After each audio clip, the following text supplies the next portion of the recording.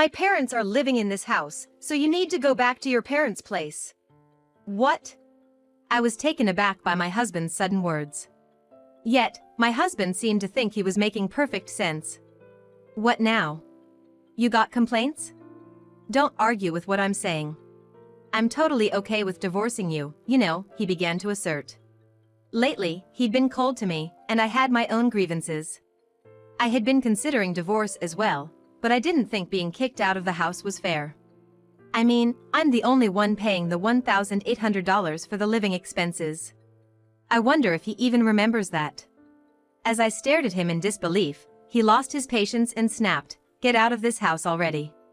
If you're here, my parents won't feel comfortable coming." I truly didn't understand why I had to leave, but I said, "All right. I'll take everything I bought with me."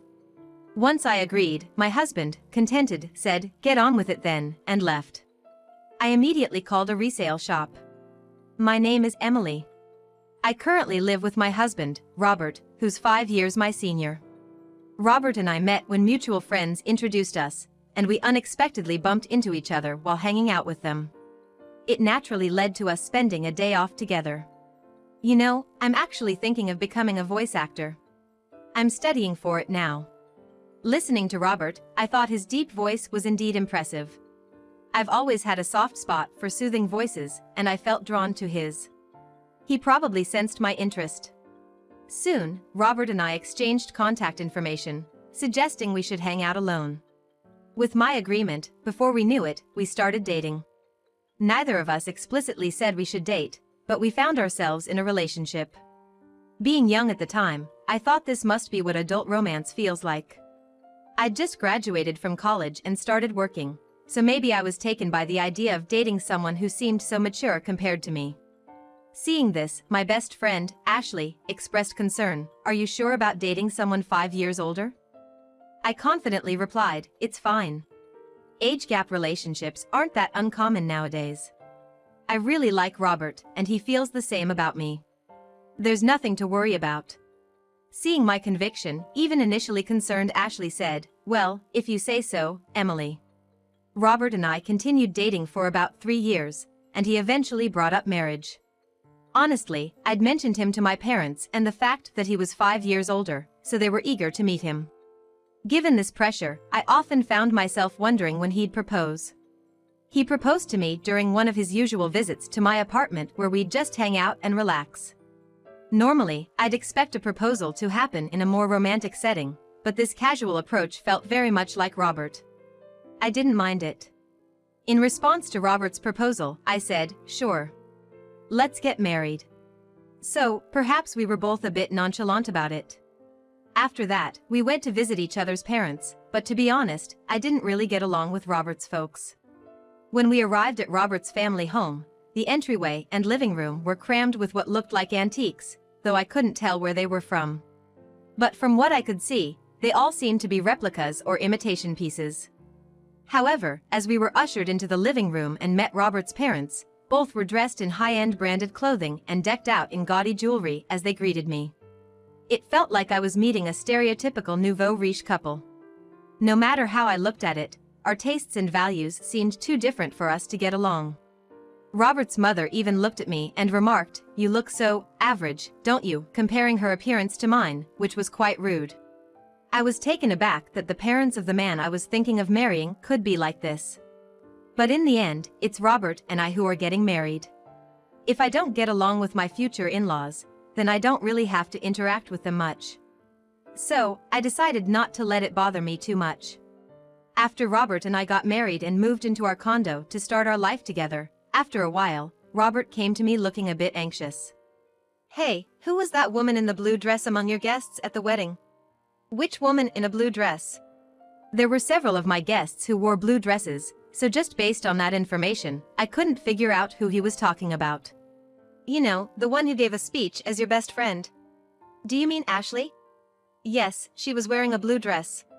Upon hearing this, Robert muttered, "So it was Ashley. What's wrong with Ashley?" When I asked, he seemed visibly flustered. "Oh, it's nothing major. The other day, when I was headed to work, I thought I saw someone who looked like her. That's when I remembered she had given a speech as your best friend at the wedding. I was puzzled at his sudden interest in Ashley and why he was so flustered. But he just chuckled and said, "It's nothing, really," and retreated to his room before I could ask anything further. A little while later, I got a call from my best friend Ashley with some news. "Listen, Emily. My boyfriend's coming back to the US next year." Actually, Ashley had been dating her boyfriend since high school. They'd known each other since elementary school, but he had moved away in middle school, and since then, they had been writing letters to each other. By the time they got to high school, they were reunited, and that's when he confessed to her. I always felt content listening to Ashley's bittersweet love stories. I always enjoyed hearing about her love adventures. And her boyfriend, after working for a few years at his company, got transferred to an international branch and had been away from the US for some time. Despite the distance, their communication never faltered, and they remained a close-knit couple. "Do you think he might propose once he's back, and then you guys will get married?" "Oh, Emily, you're always so quick to jump to conclusions. Just make sure to invite me to the wedding. I promise I'll give a heartwarming speech." "Of course. After that touching speech you gave at your wedding, I'll definitely need you to do the same for mine. Don't set the bar too high." We shared a laugh over our tea. We could talk about anything and everything, completely trusting one another. If one of us had a problem, the other would be there, always ready to offer a shoulder to lean on. And it was around this time that I started noticing Robert coming home later and later. "Working late again today?" Yeah. You think I shouldn't work or something?" Even after getting married, Robert held on to his dream of becoming a voice actor. While studying for that career, he couldn't quite see the results and had to work part-time jobs to make ends meet. Yet, all the money Robert made from his part-time jobs went straight to his voice acting classes, so I had to cover all our living expenses. That's why we couldn't really save up a shared savings. After a while being married, I realized Robert wasn't willing to give up on his dream for the sake of our family. I kept wondering if part-timers really had to work so much overtime. Robert's daily overtime added to my worries. "Hey, haven't you been working too much lately? They shouldn't be making you do so much overtime, even if it's just a part-time job." "I told you I'm fine. More money is always better. Just keep your opinions to yourself." By that time, Robert had stopped calling me by my name and just referred to me as you. When we got married, I genuinely believed he would speak to me more gently and frequently, but after our marriage, I ended up hearing harsh words from him most of the time. The once gentle and deep voice of Robert turned solely into a harsh one. He seemed to be drinking a lot, and sometimes his voice became raspy. Voice acting depends heavily on a healthy throat, so it worried me that Robert, who wanted to be a voice actor, wasn't taking care of his. But even that seemed to bother him. Slowly, he began to avoid talking to me and eventually would ignore me even when we crossed paths at home. That's when I got a call from Ashley. She said she had something to discuss, so I suggested we meet up since I had my own concerns. We decided to chat in a karaoke booth so that no one could overhear us. Ashley seemed very cautious and had specifically reserved a room where she could see the counter and staff from the door. "You specifically chose this room?" "Yes. I wanted a spot where the staff could see if there was a suspicious person outside our door." "A suspicious person? Is that related to what you wanted to discuss?" At my words, Ashley nodded. She had felt like someone was following her ever since she left her job about a month ago. Now, she even felt followed on her days off. The reason Ashley had chosen a room where the staff could easily see was that she thought the person stalking her might try to eavesdrop on our conversation. "Did you talk to the police about it?" "I tried, but since there's no actual contact, they can't do much." "What about your boyfriend?" "He's coming back in a month. I thought I'd discuss it with him too, but I wanted to first talk to you, someone close by." "I see." Ashley hadn't gotten a good look at her stalker because she was too scared, so she didn't know if it was a man or a woman. So, I decided to stand at a distance and identify the person who was stalking Ashley. And through that, I came to understand who was stalking Ashley. Although I couldn't discuss my rocky relationship with Robert, in retrospect, maybe it was for the best. Because the one following my best friend Ashley was none other than my husband, Robert. Robert would tell me he had to work overtime daily, but after finishing his shift, he would lurk near Ashley's workplace and tail her when she left. I couldn't believe that the person scaring Ashley was someone so close to me. When I found out, I was beside myself. And the look on Robert's face when he was following Ashley was downright creepy. He had this sleazy, unsettling grin. I fell in love and married this man? The instant I saw his face was the moment the love that lasted for a century went cold. I told Ashley the truth and advised her to move immediately. With the help of her coworkers, she managed to have someone drive her close to her new place from the underground company parking lot for a while. After Ashley and I took these measures, Robert became increasingly frustrated. And one day, that frustration exploded. "My parents are gonna live here, so you should go back to your parents' house." I was taken aback by Robert's sudden words. Yet Robert seemed convinced he was making perfect sense. "Got a problem with that? If you oppose what I'm saying, I'm fine with divorcing you," he started. While I had many grievances with him and even thought that divorce might not be so bad, I didn't think he could just kick me out of our home. I'm the one paying $1,800 for our monthly expenses. I wonder if Robert even remembers that. When I looked at him skeptically, he lost his temper. "Just get out already. My parents can't move in if you're still here. Why do I have to leave?" I don't get it at all, but I said, "Fine. I'll take everything I bought with me." Seeing my agreement, Robert said, "Just hurry up," and walked away. I immediately contacted a local buyback service. The next day, the buyback service came to our apartment. At first, Robert smirked thinking I was moving out, but when he saw the workers assessing all the furniture and appliances, his eyes widened in shock. After they had finished evaluating everything except what was in Robert's room, a staff member handed me a quote saying, "The total value is $22,000. I promptly signed, saying, "All right, sell it all." Robert, coming back to his senses, grabbed my arm. "Wait. Why are you selling everything? My parents are gonna live here. How can they with no furniture?" I shook off his grip. "What are you talking about? When we got married, you said you were broke because you were paying for your acting classes.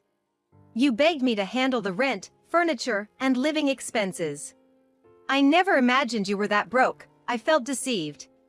Remember the $1,800 monthly expenses I've been covering?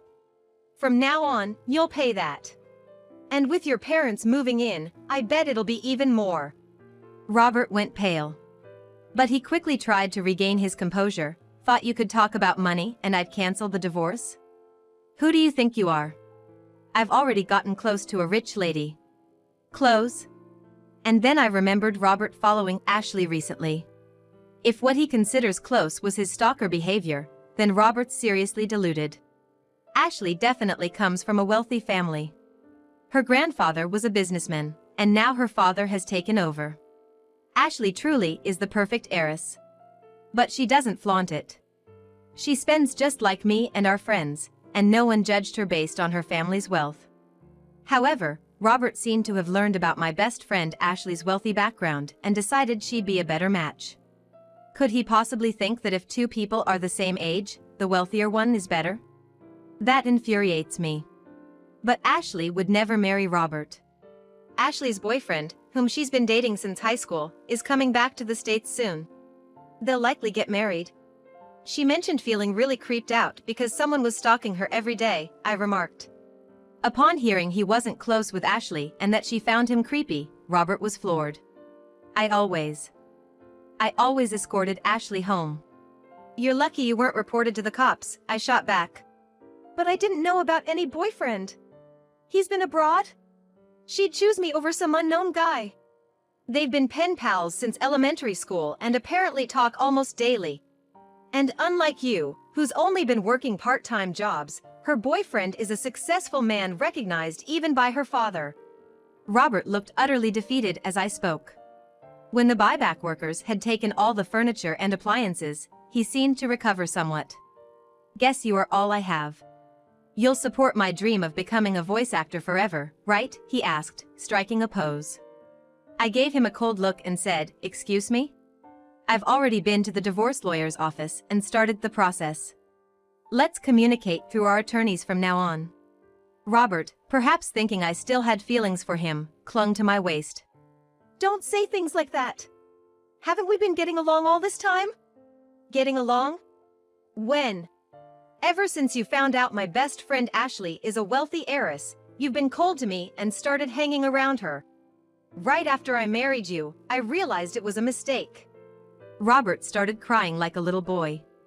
Even though he's 5 years older than me, seeing him cry like a child only made my already dwindling affection for him drop even further. At this point, I can't stand being in the same room with him. Just cut it out. Oh, by the way, I told your uncle who's letting us rent this apartment about our divorce. My uncle? You know he's strict, right? Well, I've been paying all the rent and living expenses until now, so when I told him you might not be able to afford it if I leave, he said he'd make you work for him. That means I won't be able to continue my voice acting studies. You hardly ever practice anyways. Maybe it's time to face reality. Anyway, if you come near Ashley again, I'll report you to the police immediately. Goodbye. I left the house, determined to never look back. I plan to return to my parents' house for now, but I'm thinking of moving closer to my job if I find a good place. As for Robert, it seems his uncle kept his word and made Robert work at his company. Soon after, Robert's parents, who had been planning to leech off their son after he married the wealthy heiress, also moved into the apartment. They too were taken to work at the uncle's company. Seems like the whole family had a habit of taking advantage of others. I'm just glad I was able to get away from such a toxic family. Age difference doesn't really matter, but I think I need to choose my next partner more carefully. On another note, after things with Robert settled, I received a wedding invitation from Ashley herself. She introduced me to her longtime boyfriend, and I truly wished them all the best. My first marriage didn't work out, but I hope Ashley's marriage will last for many years to come.